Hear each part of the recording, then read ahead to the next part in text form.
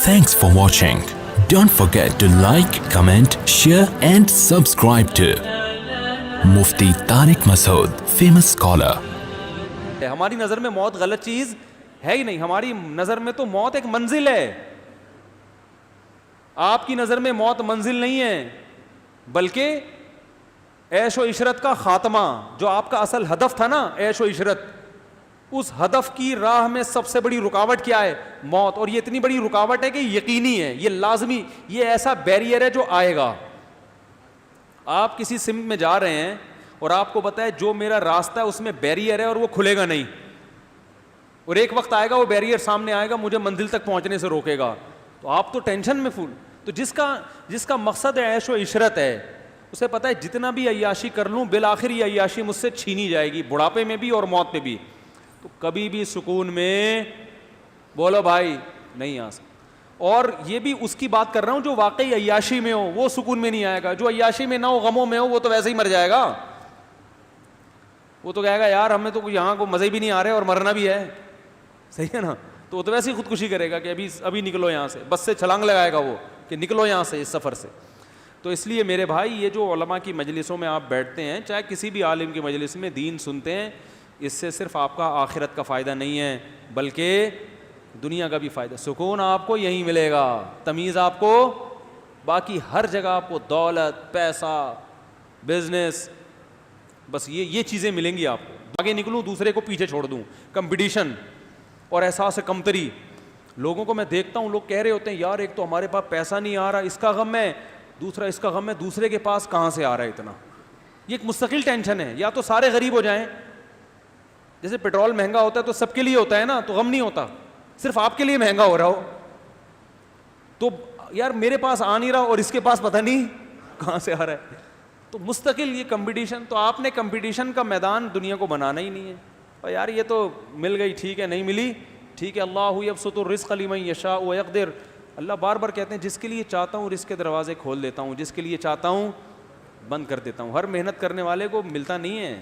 باس آپ تو یہ جو سکسیس کی ورک شاپیں کرواتے ہیں نا آج کل موٹیویشن اسپیکر, کہ سکسیس یہ 6 علامتیں 7 علامتیں ہوں گی تو کامیاب ہو جاؤ گے, اور مثال دے رہے ہیں ان میں 7 علامتیں پائی جاتی, دیکھو کتنا بڑا آدمی بن گیا. یہ وہ بتا رہے ہوتے ہیں جن میں 7 ہوتی ہیں جو کامیاب ہو گئے, وہ نہیں بتا رہے ہوتے جن میں 14 تھیں 7 کے بجائے اور وہ کیا ہو گئے, ناکام ہو گئے. نہیں یار کاش سمجھ میں آ جائے یار, کیسے سمجھائیں.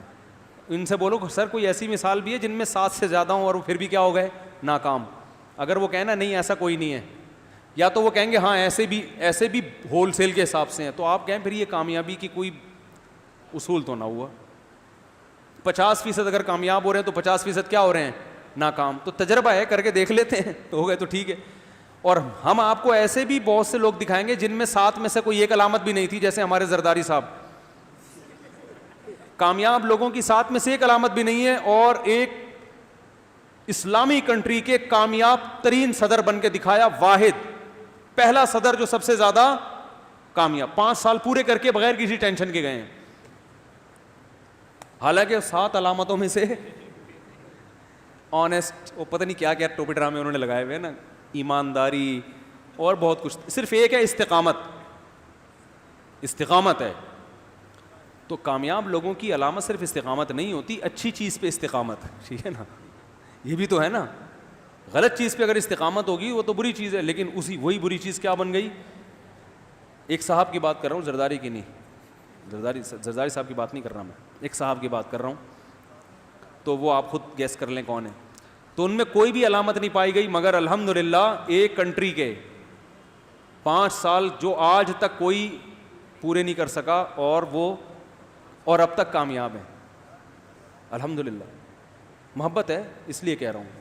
لوگ کلپ بنا دیتے ہیں نا پیپلز پارٹی کے, بھائی میں پیپلز پارٹی کے کیوں خلاف ہوں گا, میں کسی سیاسی باتیں تو کرتا نہیں, میں تو ایک کامیاب صدر کی علامتیں بیان کر رہا ہوں. تو یہ موٹیویشن اسپیکر کے ٹوپی ڈرامے ہیں, اور کچھ اچھے بھی ہیں ان میں یہ نہیں کہتا کہ سارے غلط ہیں, کچھ اچھے بھی ہیں, لوگوں کو اچھا گائیڈ بھی ہیں. لیکن جب آپ کا کوئی اصل صحیح ویژن اور صحیح ہدف ہی نہیں ہے تو آپ کی تقریروں کیا ہیں, ساری کھوکھلی ہیں. ہم نے بچپن میں ایک ڈرامہ دیکھا تھا, اس وقت ڈرامے سبق آموز آیا کرتے تھے. ڈرامے دیکھنا ٹھیک نہیں ہے, لیکن بچپن میں دیکھ لیے تھے کہ ادھر اس گھر میں چلے گئے, اس گھر میں چلے گئے. ہمارے گھر میں تو ٹی وی نہیں تھا, کبھی کبھار سے ڈراموں کی حد تک جا کے دیکھ لیا کرتے تھے, لیکن وہ ڈرامے آج کے ڈراموں سے ہم اس کو ناجائز کہتے تھے. تو میں کہتا ہوں اس دور کے مولانا اگر آج کے ڈراموں کو دیکھ لینا تو اس دور کے ڈرامے دیکھنے کے فرض ہونے کا فتویٰ دے دیں کہ ان کو دیکھنا کیا تھا, کہ ان میں سبق دکھایا جاتا. اس میں سبق یہ ایک دکھایا کہ ایک بچہ تھا, وہ اس کو شوق تھا بڑے ہو کے پائلٹ بننے کا. اس کا ویژن کیا تھا؟ پائلٹ بننا. تو بتایا قوم کی اصلاح کے لیے ایک اچھا ڈرامہ کسی ڈرامہ نگار نے لکھا کہ دیکھو آپ کی چھوٹی سی غلطی سے اگلے کا سارا ہدف کیا ہو گیا؟ برباد. تو بچہ دکھایا کہ اس سے جو بھی پوچھتا ہے کیا بنو گے؟ پائلٹ پائلٹ پائلٹ, بہت شوق سے. تو اس نے پائلٹ کے لیے محنت کرنا شروع کر, ایکسرسائز کرتا, خوراکیں کھاتا, اپنی والدہ امی سے کہتا. ہو سکتا ہے آج یہ یوٹیوب پہ سرچ کرنے سے آپ کو ڈرامہ مل جائے. تو ماں بھی محنت کرتی, باپ بھی, اور سب ہمارا بچہ کیا بنے گا؟ پائلٹ. پھر وہ امتحان میں کامیاب ہوتا گیا, ٹریننگ کرتا رہا, ہوتے ہوتے ہوتے ہوتے بالآخر اس کی سلیکشن پائلٹ بننے کے لیے ہوگی. آج وہ دن تھا کہ جو اس نے 15-20 سال پہلے ہدف بنایا تھا, جس چیز کو ویژن بنایا تھا, آج اس ویژن کے حصول کا پہلا دن تھا. تو بتایا گیا کہ ایک آدمی سڑک پہ چلتا ہوا کیلا کھا رہا ہے اور چھلکے ایسے ہی زمین پہ پھینکتا ہوا جا رہا ہے. تو اس بچے کا پاؤں آیا اس کیلے کے چھلکے پہ, یہ پھسلا ہے, فٹ پاتھ پہ برے طریقے سے گرا اور اس کی ٹانگ میں فریکچر ہو گیا. اور پائلٹ کے لیے وہ کیا ہو گیا؟ بولو بھائی, مسترد. اس پہ بجلی گری کہ نہیں گری؟ کیا خیال ہے؟ تباہ ہو گیا وہ. تو اس ڈرامے سے جو میسج دیا, میسج یہ دیا کہ ایک آدمی کی غلطی سے اس کے ویژن کی ایسی کی تیسی ہو گئی. اللہ کا شکر ہے ہمارا گھرانہ چونکہ مذہبی تھا نا, ہم اپنے والد سے دینی نصیحتیں سنتے تھے. تو ڈرامے نے تو یہ سبق دیا. ایک سبق بچپن میں ہم نے بیٹھے بیٹھے نکال لیا. اسی وقت مجھے یاد ہے, اسی وقت میری کھوپڑی میں یہ بات آئی کہ یار انسان کتنا بھی ہدف بنا لے پہنچے گا اس تک جب اللہ کی مرضی ہو. یہ کیلے کا چھلکا نہ بھی ہوتا تو گٹر کا ڈھکن کھلا ہوا ہوتا. اگر آپ قوم کی اصلاح کر دیں کہ نہ کوئی گٹر کا ڈھکن کھلا ہوا ہو, نہ کیلے کے چھلکے جیسے گوروں نے کر دی, تو کیا حادثات وہاں ختم ہو گئے؟ ایکسیڈنٹ سے مر سکتے ہو آپ. نہیں آ رہی بات. تو اس سے مجھے یہ میسج ملا کہ یہ دنیا ہدف بنانے کے قابل ہے نہیں. یہ آپ کا گول ہونا ہی نہیں چاہیے کہ میں نے پائلٹ بننا ہے.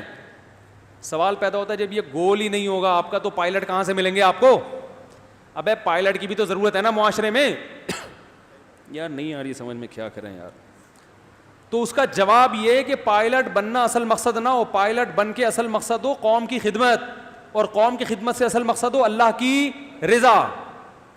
تو اگر وہ بچہ اللہ کی رضا کے جذبے کو سامنے رکھ کر پائلٹ بنتا کہ میں پائلٹ بن کے اپنے ملک کا دفاع کروں گا اور میرا کنٹری ایک اسلامی کنٹری ہے, اس کے لیے جان دینے کا وقت آیا تو جان دوں گا اور آسمانوں میں بہادری کے جوہر دکھاؤں گا, اور اس سے مقصد ریاکاری نہیں ہے بلکہ اللہ کو خوش کرنا, پھر کیلے کے چھلکے سے میرے بھائی ٹانگ کی ہڈی ٹوٹ بھی جاتی اسے ٹینشن نہ ہوتی, بلکہ قیامت میں دوسرے پائلٹوں سے زیادہ اجر ملتا اس کو.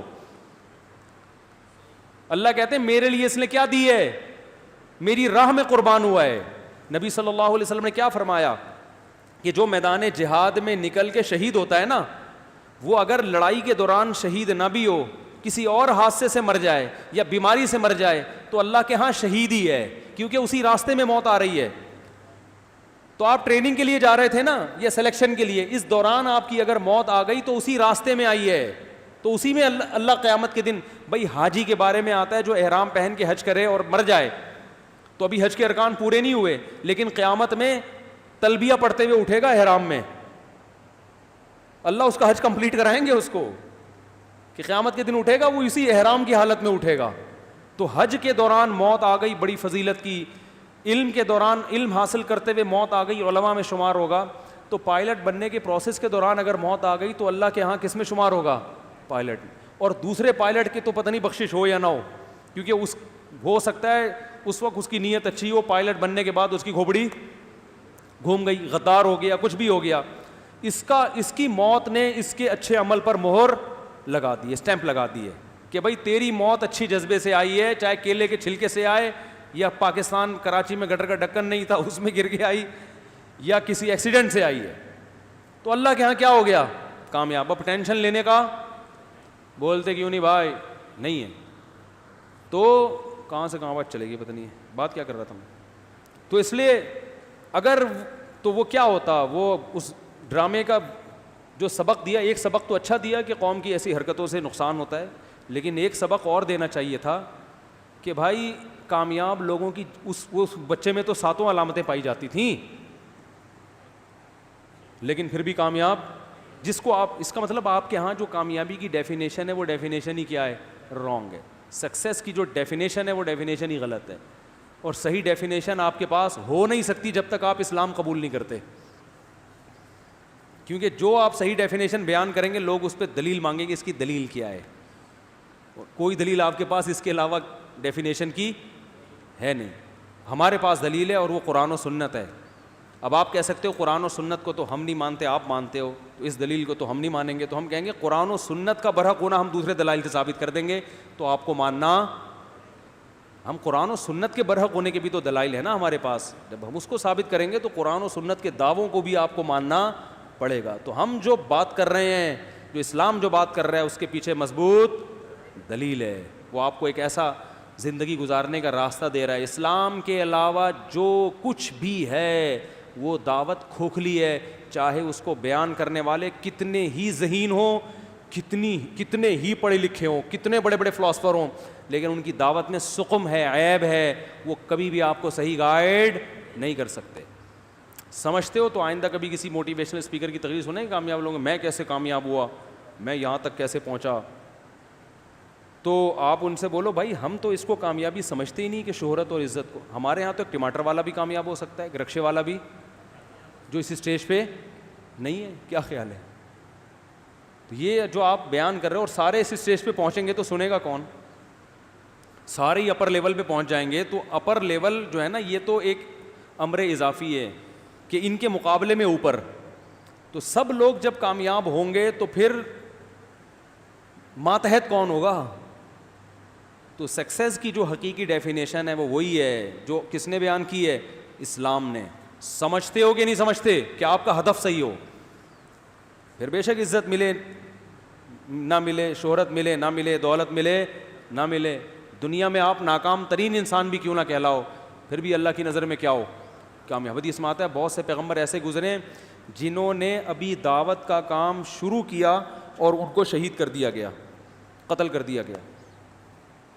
تو وہ تو اپنے ویژن میں کامیاب بظاہر ہوئے ہی نہیں, لیکن ہم کیا کہتے ہیں وہ کیا تھے, کامیاب. پیغمبر تھوڑی کبھی ناکام ہوتے ہیں.